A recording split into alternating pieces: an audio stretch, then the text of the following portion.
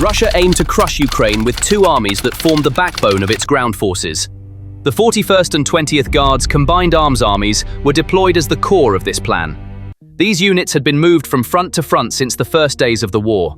They had been worn down on almost every front, from the gates of Kyiv to the industrial belt of Donbass.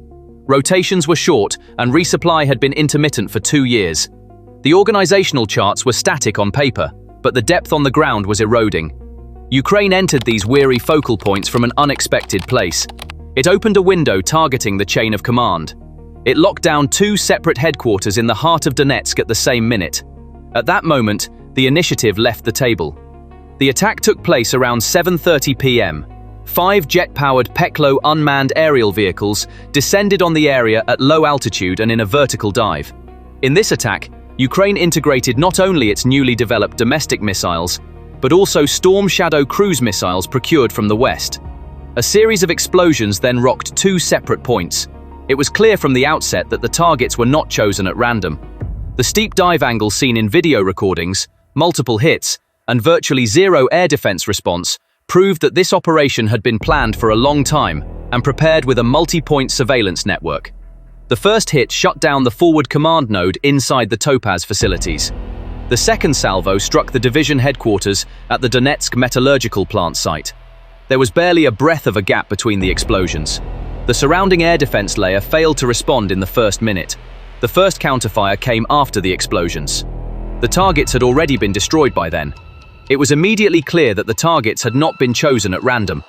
One of the targets of the attack was the Topaz site. This served as the forward command center for the Russian ground forces 41st Guards Combined Arms Army. The fact that the attack was directed specifically at this headquarters was no coincidence. This is because the current commander of the 41st Army, Sergei Rykov, is alleged to have been among the initial planners of the 2022 invasion. On the other hand, this location has been known for electronic production since the Soviet era. Traces of Kolchuga and derivative systems remain in this field. After 2014, new functions were assigned behind the control line. Military command subsystems clustered here. Logistics lines were organized for advanced command vehicles. The settlement became both a symbol and a node. When struck, its impact drew a wide circle. This circle grew around orders and signals. The symbol and the node were broken simultaneously. Another target was the metallurgy site, where the 20th Army's headquarters was located. Setting up a temporary headquarters within heavy industry provides a concealment advantage. Noise and heat signatures are masked. Ceiling height facilitates antenna and cabling. When hit, however, the risk of fire increases. Steel and fuel together create danger. Access to shelters is blocked by debris. Vehicle parking areas remain elevated. When the terminal strike is from above, the escape area narrows. That night, this is exactly what happened. Moreover, the timing of these attacks was absolutely simultaneous and could not be explained by coincidence. The approach directions relied on radar blind spots. Shelter entrances and communications nodes were marked separately. The terminal's dive angles amplified the impact of the overhead strike. The building's communications core was taken out in a single shot. The backup generator rooms were disabled by the second strike. The command vehicle's parking area took the third hit. The escape routes were filled with debris. However, the Russian side's first response was to seal off the area. The debris was quickly covered up, and the flow of images was curtailed. Official channels circulated the claim that the targets were worthless. Independent images quickly disproved this narrative. Ambulance and fire department movements were recorded throughout the night. Cranes worked until morning. The perimeter of the compound was cordoned off with military tape. Nearby streets were closed to traffic. Communication restrictions were expanded. The military consequences were even more severe. The first physical result was seen in the headquarters' communication backbone. Equipped planning officers were suddenly left without communication. Network gateways and router rooms became inoperable. The load on field communication vehicles increased. Wired backup lines were damaged. Encrypted networks were shut down for security. Phones fell silent and paper orders took over. It was as if a photograph had been swept off the table and thrown on the floor. Hourly plans stretched into days, and this delay grew toward the front lines. When the command control loop is severed, the artillery cycle suffers the fastest loss. Ammunition allocation becomes irregular, and target lists arrive late.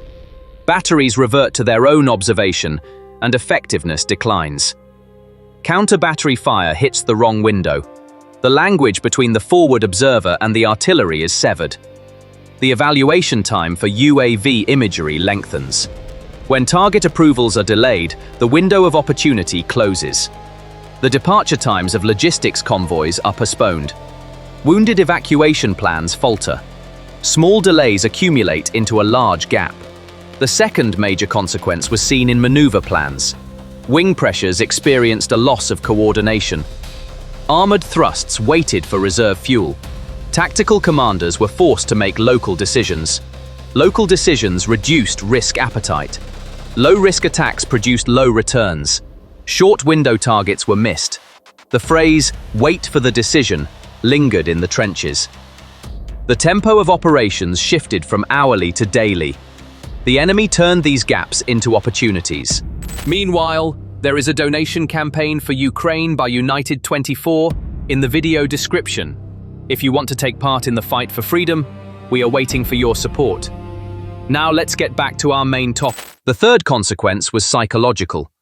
Two industrial areas, seen as the heart of Donetsk, were military nodes. Striking these nodes shattered the perception of an untouchable zone. Personnel serving behind the front lines no longer felt secure. A flurry of transfers began at the command level. Shelters filled up and work areas were divided. Meetings became shorter and decisions were delayed. The search for who pointed out the target strained institutions. Internal security units launched investigations. The language of accusation stifled production and planning. Ukraine achieved all this with a single operation. And this pinpoint operation contains some fundamental elements that will change the course of the war. These elements are doctrinal depth and critical weaknesses in air defense systems. First, the decapitation doctrine is no longer just a concept. It has become a systematic pressure strategy with real-world implications. The Ukrainian army has moved from total resistance in the first months of the war to a three-stage strategy that is now being executed with almost clinical precision. The first step in this strategy is to blind the air defense umbrella. Attacks on the Nebo M and Podlet radar systems in recent weeks form the first link in this chain. When the radars are silenced, the sky becomes permeable to the enemy.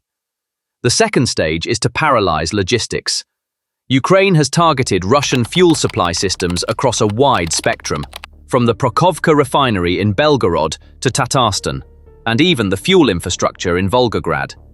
Refinery explosions, the disabling of pipeline connection points, and the blowing up of ammunition depots were moves to starve Russia's war machine. And finally, the third stage, severing the chain of command. The strikes on areas such as the Topaz electronics factory and the Donetsk Metallurgical Complex correspond precisely to this third stage of the doctrine. These targets carry not only a structural, but also a symbolic message. Right in the heart of the territory Russia has considered untouchable since 2014, command and control systems are no longer secure. The second element, no less striking than the first, is the stark reality of the collapse of the air defense umbrella. In the minutes following the attack, video footage from the region showed that the air defense systems were almost completely ineffective. As the 5 jet-powered Peklo drones dove toward their target one after another, no counterfire was opened for the first few minutes. This leads us to conclude that Peklo is a platform designed architecturally to exploit precisely these gaps. Peklo's development process is a direct result of Ukraine's goal to reduce its dependence on Western platforms and build its own strategic strike force. It was announced that serial production of the missile began in December 2024, with a target production capacity of approximately 100 units per month. This production pace points to an infrastructure that will both increase Ukraine's ability to pressure targets with strategic depth and strengthen the sustainability of the war in terms of long-term ammunition consumption. From a technical standpoint, Peklo is powered by a jet engine and travels at a speed of approximately 700 kilometers per hour. This makes it an effective threat against low-level air defenses, and thanks to its ability to fly at high speed at low altitude, allows it to penetrate under classic radar shields. Peklo's range is stated to be around 700 kilometers, which transforms it into a pressure platform targeting objectives far beyond the front line. The missile's design was created with a high-efficiency, low-cost philosophy. The fact that it is produced with approximately 70% domestic content reduces dependence on external supply chains and provides a significant advantage in terms of long-term war economy. Ukraine's ability to create a function similar to Western cruise missiles with its own engineering can be considered a serious turning point in terms of war technology. In this sense, Peklo can be defined as a domestic and national storm shadow, only more compact, cheaper, and more suitable for mass production. The size of the missile's warhead is officially classified. However, according to independent analyses, the warhead it carries is approximately 50 kilograms. While this weight does not cause large-scale destruction in soft targets, it is extremely effective against strategic infrastructure such as headquarters, ammunition depots, and communication stations. Moreover, this destruction often occurs on systems caught off guard, thanks to the missile's flight profile, which makes tracking it before it reaches its target nearly impossible. Ukraine's asymmetric capabilities are increasingly turning the Kremlin's war machine, built with iron gears, into a pile of malfunctioning cogs. The recent attacks in Donetsk are just one example. In reality, Russia's weary front is no longer just being hit, it is systematically unraveling. Moreover, this collapse is not limited to the loss of a few artillery batteries or armored battalions. It is a deep military deformation with geographical, strategic, and doctrinal dimensions. Today, the battlefield is no longer read through a map of territory. It is read through a network of data. Satellite imagery, precise GPS coordinates, video feeds from unmanned aerial vehicles, and independent analyses based on real-time frontline reports reveal, in numbers, how inefficient Russia's performance has been since the start of the war. For example, since the large-scale offensive began in April 2022, Russia's net gain in Ukrainian territory is only about 5,000 square kilometers. This figure may look large on a map, but in real terms, it is only half the size of Lebanon. Moreover, this gain consists not of direct and strategic victories, but of areas taken inch by inch, often at great cost, and frequently lost again. These gains have essentially been concentrated in three narrow areas: around Bakhmut, Avdiivka, and small advances along the Donetsk administrative border. Bakhmut was captured in May 2023 after a siege lasting approximately 9 months. Avdiivka fell in February 2024 after 4 months of continuous attacks. However, the cost behind these advances is measured not only in ammunition or fuel, but in blood and bodies. A detailed analysis of Avdiivka by the Center for Strategic and International Studies starkly reveals this reality. Despite being supported by intense artillery and FAB-500 glide bombs, a Russian assault group of approximately 40,000 managed to gain control of only 9 kilometers of territory. The average advance speed was 75 meters per day. Furthermore, the Russian casualties incurred for this advance were approximately 18,000. In other words, 1 human life was sacrificed for every 4 meters of advance. This brutal balance now calls into question the validity of classic concepts of war. The modern battlefield is now transparent. In an environment filled with commercial satellites, fixed-wing drones, and sensors, large troop movements can be targeted before they even shift position. This transforms the large-scale armored assaults that succeeded in the 20th century into suicide missions in the 21st century. The Russian army is responding to this new reality with a kind of regression. The most common scenario seen on the battlefield today is a modern version of the storm troops of World War I. Attack groups of 10 to 15 people are brought to the front in civilian motorcycles or off-road vehicles in the early morning or on foggy days to hide their electromagnetic traces. The goal is not to gain ground, but to expose enemy positions. If the trenches are reached, the positions inside are marked, and artillery, drones, or glide bombs are dropped on these points shortly thereafter. However, the scalability of this approach is limited. While some results are achieved at the squad level, operational level objectives are mostly missed. Capturing a single trench line requires hundreds of casualties. Moreover, control of these trenches does not last long. Thanks to Ukraine's higher quality intelligence infrastructure and deeply integrated artillery-air coordination, all gains can be recaptured within hours with a single counterattack. Under these conditions, every meter Russia gains is not actually progress, but a geographical imprint of attrition. While the Kremlin remains fixated on the Soviet-style fetish of seize land, plant the flag, Ukraine is waging a much lower cost but smarter war. A strategy equipped with radar jamming, fuel cutting, headquarters striking, and coordinated cyber-kinetic strikes. And this strategy is working. War is now being fought not only with tanks, but also between the lines.